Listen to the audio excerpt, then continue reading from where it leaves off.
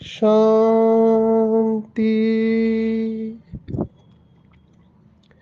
आज 17 अक्टूबर 2023 भारत में मंगलवार है। Today is 17th October 2023 and it's Tuesday in Bharat. आज की मुरली का जादुई रहस्य स्वयं को प्रेरणा देने के लिए Magical secrets of today's Murli for motivating the self। विशेष बाबा की 15 तारीख को अव्यक्त महावाक्य चले। बहुत लोगों ने रिक्वेस्ट किया कि आप अव्यक्त मुरलियों के ऊपर भी थोड़ा विश्लेषण करें। मुझे हमेशा ये लगता आया है कि बाबा की एक मुरली ही काफ़ी है संपूर्ण अवस्था तक लेके जाने के लिए। सिर्फ उसमें मास्टरी हो जानी चाहिए। एक ही मुरली की गहराई में जाना चाहिए। हमको ज़्यादा ज़रूरत नहीं है। एक कहानी बताते हैं जिसमें जो फाइटर्स होते हैं, दाव पेच लड़ने वाले, तो उसमें एक हाथ नहीं होता है उसका। तो उसका जो उस्ताद होता है उसको एक ही दाव पेच सिखाता है। कहता है और कुछ नहीं करना है तुझे। तो उसे समझ में नहीं आता है, लेकिन उस्ताद बहुत नामी ग्रामी होता है, इसलिए उसकी बात को सुन लेता है और वो एक ही दाव पेच को पूरा प्रैक्टिस करता है। और आश्चर्य की बात, इस योद्धा का जिसका एक हाथ नहीं है, वो बाया हाथ था, बाया हाथ नहीं था, तो उसके बावजूद भी वो युद्ध जीत जाता है। तो सभी को आश्चर्य लगता है और इस जीतने वाले को भी आश्चर्य लगता है। तो वो पूछता है अपने उस्ताद से कि ऐसा क्या हुआ जो मैं जीत गया। तब उस्ताद उसे सीक्रेट सुनाता है। वो कहता है मैंने तुझे ऐसा दाव पेच सिखाया जिसका इलाज केवल यही था, अगर तुमको हराना है तो वो सामने वाला व्यक्ति तुमको तभी हरा सकता है जब तुम्हारा बाया हाथ पकड़े वो। तो तुम्हारा बाया हाथ ही नहीं है तो वो तुमको हरा ही नहीं सकता है। तो मैंने तुम्हारी कमजोरी को तुम्हारी शक्ति बना दिया। इसको अंग्रेजी में कहते हैं convert your stress into the strength, convert your scars into stars, convert your tragedy into triumph. अपनी कमजोरी को शक्ति बना लो। इसके ऊपर कल की अव्यक्त मुरली थी 15 तारीख की। मैं 16 की मुरली पहले से ही रिकॉर्ड करके रखा था, क्योंकि बैंगलोर जाना था और ट्रैवलिंग में बहुत समय जाता है। यहाँ कोल्हापुर से बेलगांव जाना, बेलगांव से फिर बैंगलोर जाना, बैंगलोर से एयरपोर्ट से बाबा का सेंटर 2.5 घंटे पर है। तो वहाँ लेट हो जाना, वहाँ से फिर सुबह उठ के फिर से वो गवर्नर का प्रोग्राम, तो उसकी पूरी तैयारी और प्रोग्राम पूरा करते ही वापस बाय रोड आना, फिर फ्लाइट पकड़ना और रात को यहाँ पहुँचना। तो टाइम नहीं था, इसलिए 16 तारीख की मुरली पहले से ही रिकॉर्ड कर दी थी। नहीं तो आज 16 तारीख को ये अव्यक्त मुरली का स्पष्टीकरण आना चाहिए था, इसलिए अभी सुना रहे। एक दावपेच बाबा ने हमको सिखाया जो दुनियावी कहते हैं कि मेरा मन अशांत है, मेरा मन कमजोर है, मेरा मन मेरा कहना नहीं मानता है। मैं चाहता नहीं हूँ फिर भी हो जाता है। जब कोई व्यक्ति ऐसे शब्द इस्तेमाल करता है कि क्या करूँ, हम चाहते नहीं है फिर भी गुस्सा आ जाता है, हम चाहते नहीं है फिर भी निगेटिव थॉट चलते रहते हैं, हम चाहते नहीं है फिर भी कर लेते हैं। तो बाबा ने कहा इसी कमजोरी को अपनी शक्ति बना लो और एक दाव पे सीख लो। बाबा ने कहा जो ब्रह्मा बाप ने किया, आज के इंसिडेंटली साकार मुरली भी इसी के ऊपर है। तो कौन सा दावपेच हमको उस्ताद शिव बाबा ने सिखाया कि दावपेच है जो शास्त्रों ने भी कहा है। शास्त्रों के वचन है संस्कृत में, वो कहते हैं कि मन एवं मनुष्याणाम कारणम बंध मोक्षयो। माना मन ही मनुष्य के बंधन और मोक्ष का कारण है। और ब्रह्मा बाप ने इस एक अभ्यास से अपने को विश्व महाराजन बनाया कि मन को जीत लिया। मन को जीतना माना क्या, तो मन के अंदर के विचारों को जीतना। और बाबा ने कहा अभी मेजॉरिटी का निगेटिव संकल्प तो नहीं चलता है, लेकिन व्यर्थ जरूर चलता है। व्यर्थ माना जिसका कोई अर्थ नहीं है, व्यर्थ माना जो समर्थ नहीं है, कमजोर करने वाले हैं। तो समस्याओं के बारे में ऐसे कहते, समस्या कमजोर मन की रचना है। समस्या कुछ होती नहीं है। Problems are basically absence of ideas. आपके लिए जो प्रॉब्लम है किसी और के लिए वो अपॉर्चुनिटी है। हम मार्केटिंग के लोग हैं तो हमको ये सिखाया जाता है, आप में से कई लोगों ने सुना होगा, पर वर्थ लिसनिंग वर्थ रिपीटिंग, कि सेल्समैन को जूते बेचने वालों को भेजा अफ्रीका में देखने के लिए कि वहाँ मार्केट कैसा है। इसको हम फिजिबिलिटी कहते हैं कि वहाँ हम बिजनेस कर सकते हैं कि नहीं। तो पहला सेल्समैन आया और कहा कि सर कोई बिजनेस नहीं है वहाँ। बोला क्यों? क्योंकि वहाँ कोई चप्पल जूते पहनता ही नहीं है, हम वहाँ कुछ नहीं कर पाएंगे। और दूसरा आया और उसने कहा सर 100% बिजनेस है। बोला क्यों? क्योंकि वहाँ कोई भी जूते चप्पल पहनता नहीं है। अभी दोनों ने एक ही बात देखी, लेकिन एक को उसमें बिजनेस दिखाई दिया, एक को कुछ नहीं दिखाई दिया। तो ये हमारी नजर के ऊपर है। नजर, पूरा खेल नजर के ऊपर है। आज का साइंस इंसिडेंटली नजर को ही इम्पोर्टेंस देता है। नजर का खेल है सर। हमारे एक मित्र है कवि, बचपन से ज्ञान में है, विवेक भाई, आप सबने सुना होगा, मधुबन में रहते हैं। उन्होंने तो इसके ऊपर कविता लिख दी। जो अच्छे कवि होते हैं इन शब्दों को छोड़ते नहीं, कि नजरिए का खेल है सारा। नजरिए का खेल है सारा, नजरिए ने है डूबते हुओं को तारा। कोई दुनिया को खेल देखे, कोई दुनिया को जेल देखे, एक मुस्कुराए तो एक रोए बेचारा, नजरिए का खेल है सारा। नहीं नहीं, इस जिंदगी से कुछ भी बढ़कर फिर भी कोई खुदकुशी करे फंदे पर चढ़कर, ये तख्ता और तख्त हजारा, नजरिए का खेल है सारा। नजरिए ने है डूबते हुओं को तारा।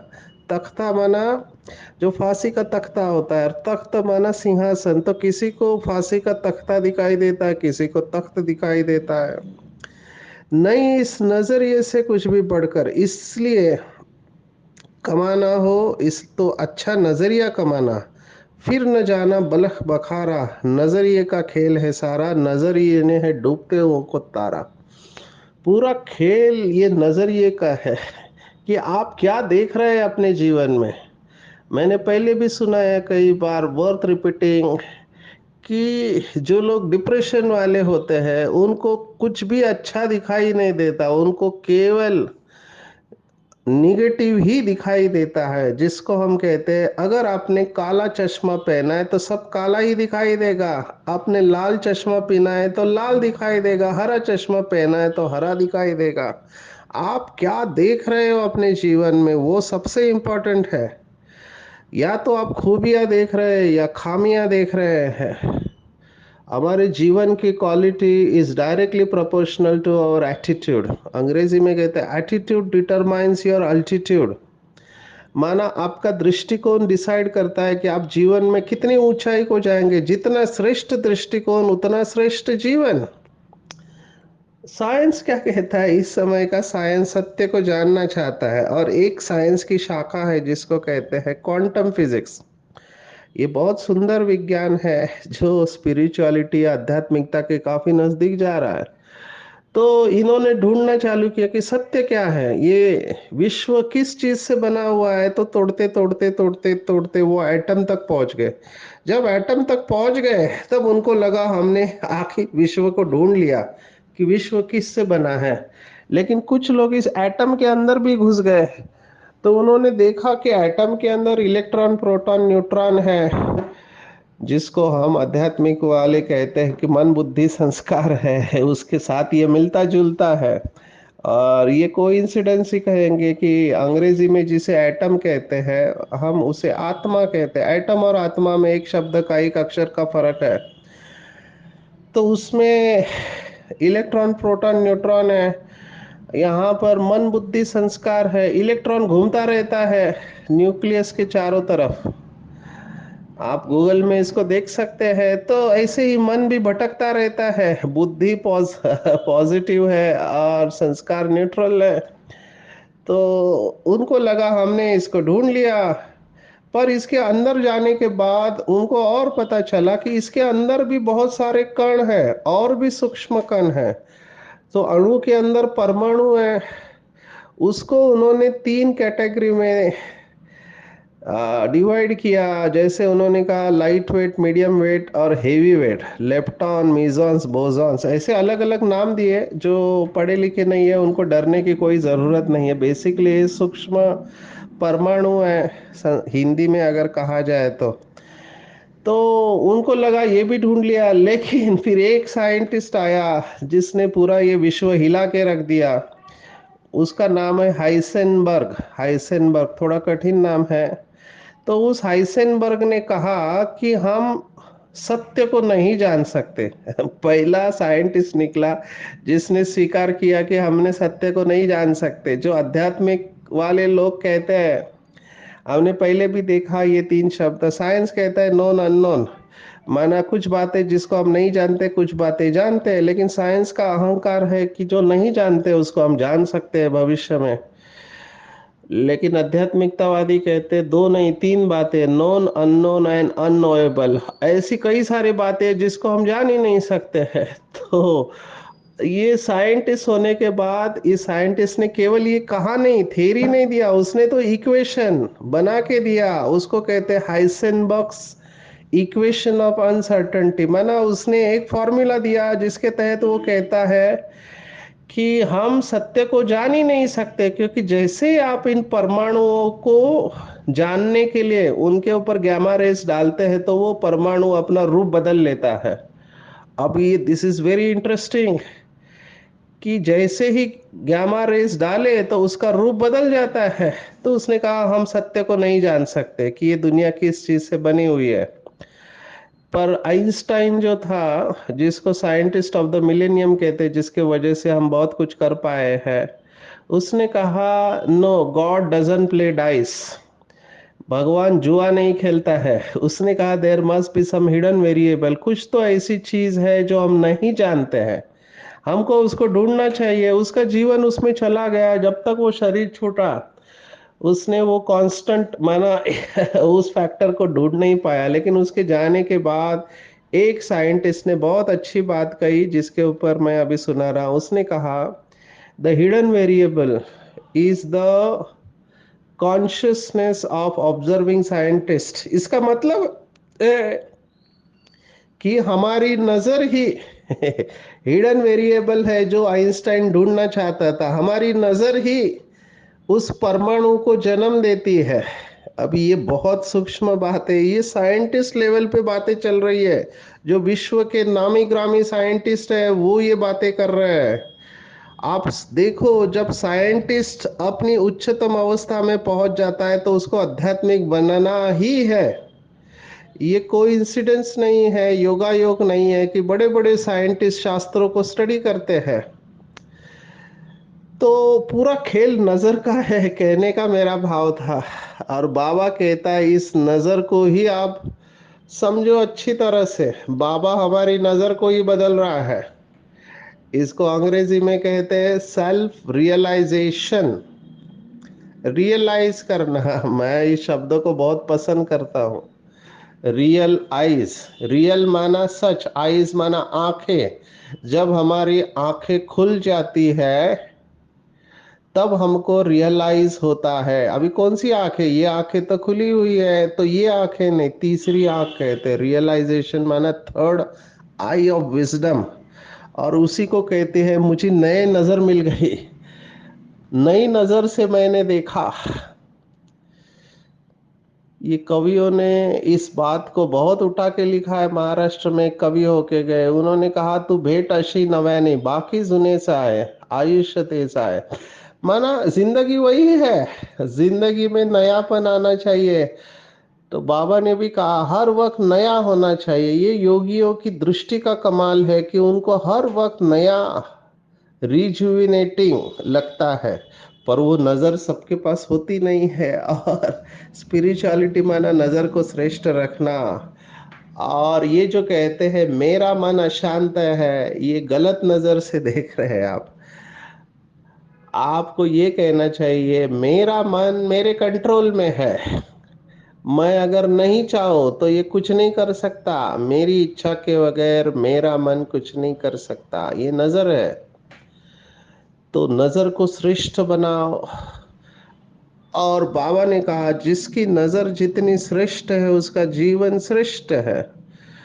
अभी कनिष्ठ जीवन कौन सा है? जिस नजर से हमको शरीर दिखाई देता है, निगेटिविटी दिखाई देती है, वो कनिष्ठ नजर है। डिप्रेशन वाले पेशेंट को मैं यही कहता हूं कि आपके जीवन में जो अच्छा हो रहा है उसके बारे में सोचो। अंग्रेजी में कहते हैं the only reason you are not experiencing bliss in this moment is because you are focusing on what you don't have. एक ही कारण है आपके दुख का, क्योंकि आप उसके ऊपर अपनी नजर गड़ाए हुए हैं जो आपके जीवन में अच्छा नहीं हो रहा है। अच्छा क्या हो रहा है वो देखो। अच्छी बहुत सारी बातें हमारे जीवन में हो रही होती है। तो बाबा ने कहा मन के मालिक बनो, व्यर्थ संकल्प व्यर्थ समय को वेस्ट नहीं करो,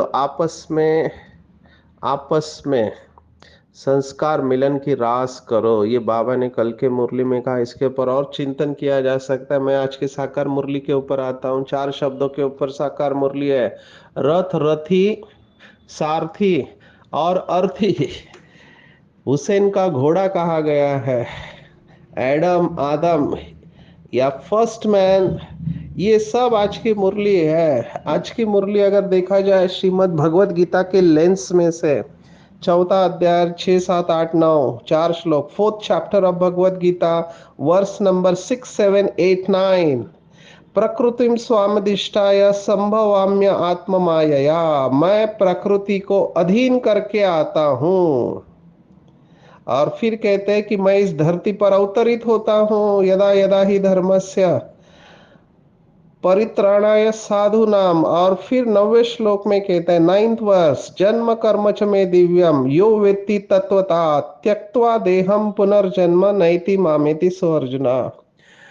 मेरा जन्म और कर्म दिव्य है, माना साधारण मनुष्य की तरह नहीं है। इसको हम 9वें अध्याय के साथ कनेक्ट करेंगे। 9वें अध्याय में 11वां श्लोक है, राजविद्या राजगुह्य योग, 9th चैप्टर 11th वर्स, अवजानन्ति मां मूढ़ा तन मानुषी तनुमाश्रितम, मानुषीम तनुमाश्रितम परम भावम जानन्तो मम भूत महेश्वरम। माना मैं साधारण मनुष्य तन का आधार लेता हूं और मूढ़मती लोग मुझे नहीं जानते।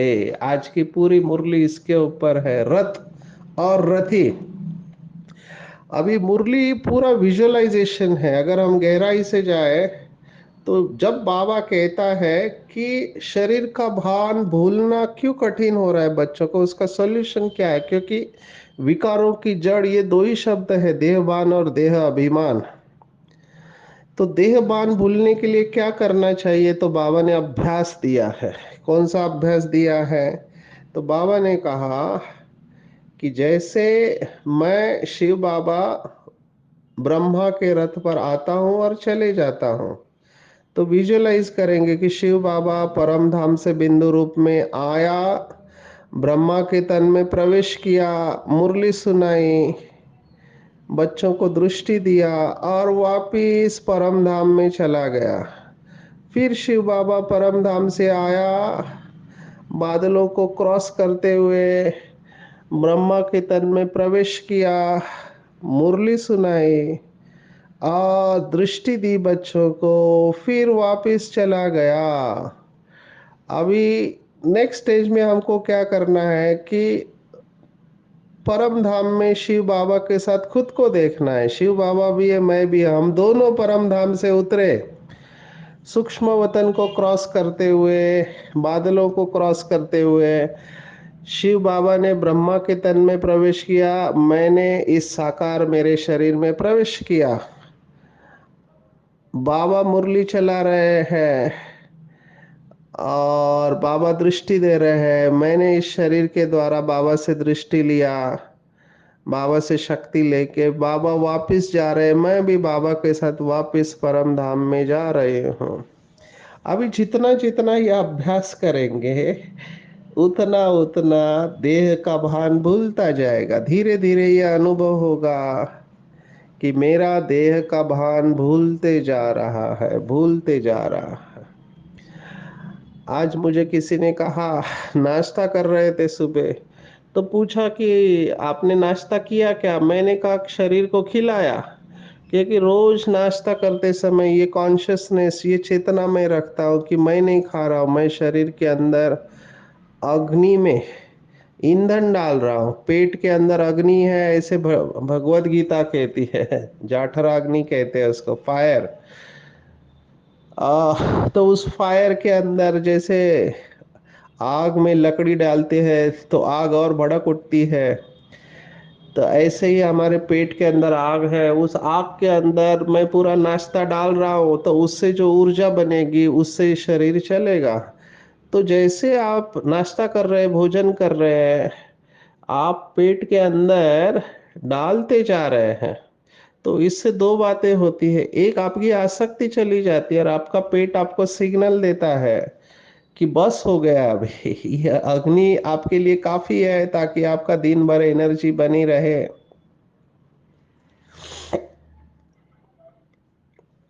इससे क्या होगा कि आप शरीर का भान भूलते जाएंगे। फिर मैं खड़ा था तो मुझे लोगों ने कहा आप बैठ जाओ, फिर मैंने कहा मैं तो बैठा हूँ, शरीर खड़ा है। तो ये कॉन्शियसनेस चलते फिरते होना चाहिए कि मेरे पैर चल रहे हैं, लेकिन मैं तो अपने सिंहासन पर बैठा हूँ, पैर चल रहे हैं। शरीर को मैंने कुर्सी के ऊपर बिठाया है, मैं पैरों के द्वारा चल रहा हूँ, मैं आंखों के द्वारा देख रहा हूँ, मैं सुन रहा हूँ तो कानों के द्वारा सुन रहा हूँ। तो इससे धीरे धीरे ये अभ्यास होते जाएगा तो आप शरीर से डिटैच होने लगेंगे और आपको पता चलेगा कि आप बहुत हल्के हैं, शरीर आपको खींच नहीं रहा है। यही अभ्यास है। बाबा ने तो आज कहा, बाप का बनना माना ही शरीर का भान भूलना, क्योंकि बाबा के बन गए माना देहबान भूल गए। तो ये अभ्यास को हमको बढ़ाना है। जो भी पीछे आने वाले हैं, अगर वो लास्ट सो फास्ट और फास्ट सो फर्स्ट जाना चाहते हैं, इस अभ्यास को बहुत बार करना है। बाबा ने कहा आप सबको आपका रथ मिला हुआ है। जब तक आत्मा इस शरीर में होती है तो शरीर चलता है। जैसे ही आत्मा इस शरीर को छोड़ देते हैं तो उसको अर्थी कहा गया है। अर्थी माना अरथी, जिसने अपने रथ को छोड़ दिया है वो है अरथी, केवल रथ रह गया है। तो अर्थी को समझना है अच्छी तरह से। अभी इसमें और एक अभ्यास करते हैं। मैं आज अभ्यास सुना रहा हूँ कि मरने के बाद क्या करते हैं, उसका रथ ही चला गया। तो ये एक अभ्यास मेडिटेशन में और करते हैं कि हमारा शरीर कभी तो छूटेगा, तो क्यों ना हम पहले से ही देखें मेरा शरीर कभी तो छूटना है। छूटने के बाद मेरा ये शरीर पड़ा हुआ है, सभी रिश्तेदार बैठे हैं रो रहे हैं, और कई लोग योग कर रहे हैं और मैं साक्षी होके पूरा खेल देख रहा हूँ। वो शरीर को उठा के लेके गए। अगर आप हिंदू हैं तो आपको लकड़ियों के ऊपर रखा गया, आपका शरीर जल रहा है और आप उसे साक्षी होके देख रहे हैं कि आपका शरीर जल गया है, उसका उसकी राख हो गई है। लेकिन आप साक्षी होके पूरा खेल देख रहे हैं, क्योंकि आप तो कभी मरते ही नहीं हो, आप बाबा के साथ हैं। तो ये अभ्यास भी आपको शरीर से डिटैच होने में मदद करेगा। तो ये सब अभ्यास है, ब्रह्मा बाबा ने नंबर लिया वो इसी अभ्यास पर लिया कि मैं शरीर का मालिक हूँ। जैसे मन का मालिक है, शरीर का मालिक है, तो शरीर को चलाना मेरे हाथ में है और इसका डायरेक्ट कनेक्शन हमारे स्वास्थ्य के साथ है। जितना मालिक बनकर हम शरीर को चलाएंगे, उतना शरीर हमको सहयोग देगा। बाबा ने तो कहा ये नॉलेज बड़े मजे की है, इसलिए रमणीकता से पढ़ना है। कई बीके भाई बहने सीरियस हो जाते हैं। आज बाबा ने रमणीकता की कौन सी बात कही है साकार मुरली में? तो बाबा ने कहा कि कहते हैं कि वो संपूर्ण ब्रह्मा सूक्ष्म वतन छोड़ के उसके द्वारा मैं आऊं, तो वो संपूर्ण ब्रह्मा कहते हैं मैंने कौन सा पाप किया है जो मुझे पतित दुनिया में जाना पड़े। तो केवल शिव बाबा पतित दुनिया पतित शरीर में आता है, ये ब्रह्मा विष्णु शंकर नहीं आते हैं। ये बाबा ने कहा रमणीक बातें हैं, पर ये बातें भी अच्छे अच्छे बच्चे ही समझ पाएंगे जिनका चिंतन बहुत अच्छा होता है। तो ये बहुत सुंदर बातें आज की साकार मुरली में आई हुई है। पूजनीय बनने के लिए बाप समान बन के सेवा करने, तीन शब्द और मुझे अच्छे लगे, उसके ऊपर मैं 2 मिनट सुनाऊंगा।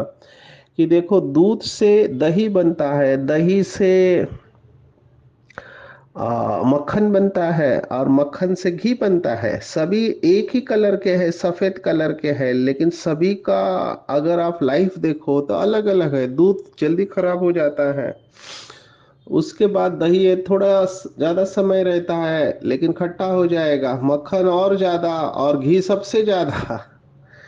घी सबसे कॉस्टली है। मुझे हंसने को इसलिए आया कि इसको कोइंसिडेंस ही कहेंगे। आज मैं कोल्हापुर में हूँ फिर से। तो कोल्हापुर में एक गोकुल दूध की फैक्ट्री है जो बहुत फेमस है, जो 15 लाख लीटर दूध बेचता है। तो आज पहली बार वहाँ पे प्रोग्राम हुआ, गोकुल शिरगांव करके एरिया में। तो निकलते समय मैंने देखा उनका एडवर्टाइज था घी का, और मैंने उनको पूछा ये घी कैसा किलो है? तो उन्होंने कहा अभी सीजन है दिवाली का, तो हमने थोड़ा रेट कम कर दिया, फिर भी 586 रुपीज किलो है।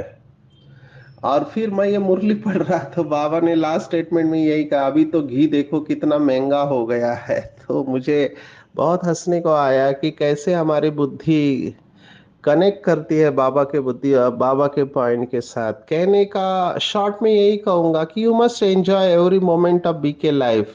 ये मौज की जीवन है, बड़े मजे की नॉलेज है। बीमारी हो कुछ भी हो, रमणीकता से पढ़ना है और वैरायटी का अनुभव करना है। जो लोग कहते बोर हो गए बोर हो गए, तो उनको वैरायटी आता नहीं है। बाबा ने कहा सुबह उठते अमृत वेले ही वैरायटी उमंग उत्साह की पॉइंट्स अपने बुद्धि में इमर्ज करो। हर दिन की मुरली में कोई ना कोई पॉइंट्स रहती है। कितने समान के पॉइंट, किसी ने 300 निकाले हैं। मनुष्य आत्मा का नेचर है कि उसको वैरायटी पसंद है, इसलिए ज्ञान की पॉइंट मनन करो, रुरियान करो वैरायटी रूप से। बाबा ने शब्द इस्तेमाल किया जीरो बन, अपना हीरो पार्ट की स्मृति में रहो। ये भी एक विधि हो गई, जीरो बनो, बिंदी बन जाओ और हीरो पार्ट की स्मृति में रहो। मैं जीरो सो हीरो आत्मा हूँ, तभी हमारा उमंग उत्साह भरपूर रहेगा, विघ्न समाप्त हो जाएंगे। और स्लोगन जो है वो कबीर का दोहा है। कबीर कहता है ऐसी वाणी बोलिए जो मन का आपाक होए, औरों को शीतल करे आपे ही शीतल होए। बाबा ने कहा अवस्था ऐसी शांत चित्त बना लो, तो क्रोध का भूत दूर से ही भाग जाए। हमारे बोल इतने शीतल होने चाहिए कि सामने वाला शांत हो जाए। बाबा के बच्चे नंबरवार स्टेज पर जा रहे हैं, कई आत्माओं को मैं देखता हूं, उनके मुख से केवल वरदान निकलता है, सामने वाला भरपूरता का अनुभव करता है। आज के पूरे दिन भर में यही अभ्यास करेंगे कि मैं रथी हूँ, मालिक हूँ इस रथ के। बार बार अभ्यास करेंगे, परम धाम से इस दुनिया में शरीर में प्रवेश किया, बात किया, वापिस अपने घर गया। ये जितना अभ्यास करते जाएंगे उतना हम डिटैच होते जाएंगे और चलते फिरते फरिश्ता अवस्था का अनुभव कर पाएंगे। अच्छा, ओम शांति।